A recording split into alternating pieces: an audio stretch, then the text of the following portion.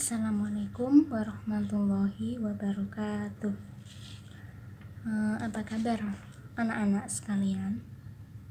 Alhamdulillah sehat semua ya, dan semoga kita selalu dalam lindungan Allah Subhanahu wa Ta'ala. Meskipun hari ini kita kuliah online, tetap semangat ya. Mari kita buka pelajaran pada hari ini dengan bacaan bismillah bersama-sama.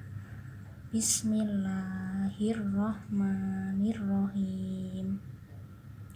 Alhamdulillah, kita masih diberi kenikmatan Allah Subhanahu wa Ta'ala berupa kesehatan, baik itu kesehatan jasmani maupun kesehatan rohani, yang semua itu patut untuk kita syukuri karena kita dapat melakukan aktivitas sehari-hari dengan lancar. Dan apabila kita dalam keadaan sakit pun, kita juga harus mensyukuri semua itu, karena orang yang dalam keadaan sakit itu sedang diuji, sedang diberi cobaan oleh Allah Subhanahu wa Ta'ala. Dan apabila dia menjalankannya dengan tabah, dengan sabar dan ikhlas, maka insya Allah akan diberi kesembuhan dan akan diampuni dosanya. Nah, berkaitan dengan kata pengantar di atas, tema pada pelajaran hari ini yaitu menjenguk orang sakit. Menjenguk orang sakit adalah termasuk bagian dari adab Islam yang mulia dan sangat dianjurkan. Orang yang sedang sakit di situ sedang merasakan penderitaan dan menahan rasa sakitnya. Orang yang sedang sakit pasti membutuhkan yang namanya motivasi, hiburan, bantuan, serta perhatian dan semangat untuk menguatkan batinnya. Karena itulah Islam memberikan perhatian besar terhadap akhlak mulia ini.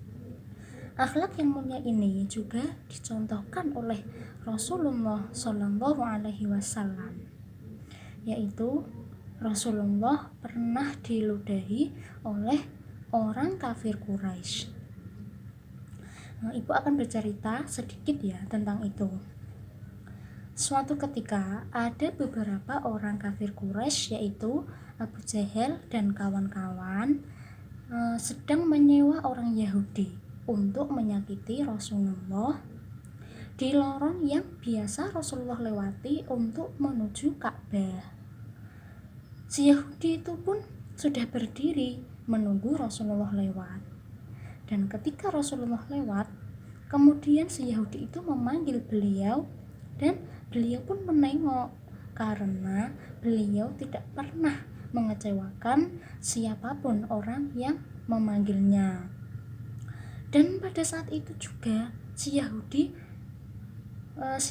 itu meludahi wajah Rasulullah dengan kotoran yang telah dilumuri kotoran unta. Rasulullah pun tidak marah dan tidak menghardik Yahudi tersebut. Kemudian keesokan harinya, kejadian itu pun berulang-ulang hingga beberapa hari. Dan pada suatu hari Rasulullah melewati jalan yang sama, dan di situ tidak terdapat si Yahudi yang biasanya meludahi, hingga dalam hati beliau bertanya-tanya, kemana gerangan orang yang selalu meludahiku di sini? Nah, setelah mendapatkan jawabannya, Rasulullah mengetahui bahwa si Yahudi tersebut telah jatuh sakit.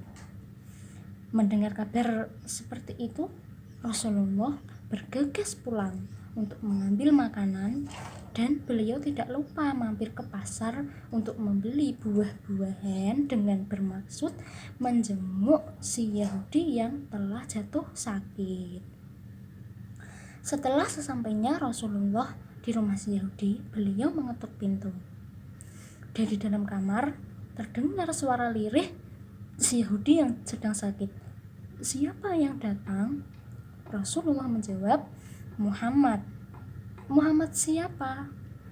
Rasulullah menjawab, Muhammad Rasulullah, dengan suara yang lembut. Kemudian si Yahudi itu bertanya lagi, kenapa engkau datang kemari, wahai Rasulullah? Aku ingin menjengukmu, wahai saudaraku, karena aku mendengar engkau dalam keadaan sakit.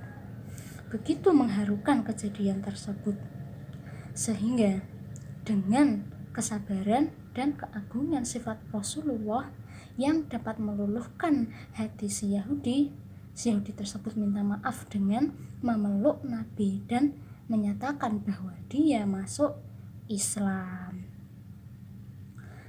Ada hikmah di balik cerita tersebut yang dapat kita ambil. Di antaranya yaitu Nabi bersedia dengan ikhlas menjenguk orang yang telah menyakiti hatinya. Itu yang patut kita contoh untuk menerapkan dalam kehidupan kita sehari-hari. Dan juga Nabi memiliki sifat pemaaf. Nah, sebagai penutup, Rasulullah SAW pernah bersabda, tidaklah seorang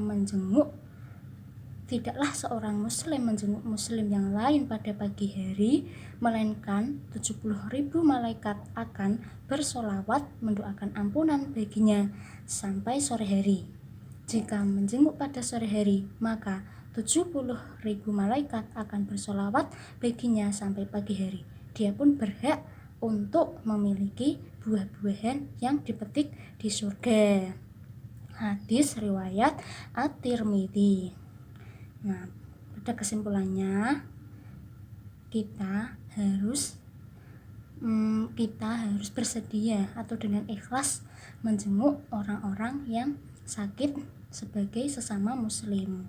Tentunya kita inginkan memiliki buah-buahan yang dipetik di surga, karena Rasulullah SAW pun sudah mencontohkan bagaimana sifat-sifat beliau dalam menjenguk orang sakit, dalam memaafkan orang yang menyakiti.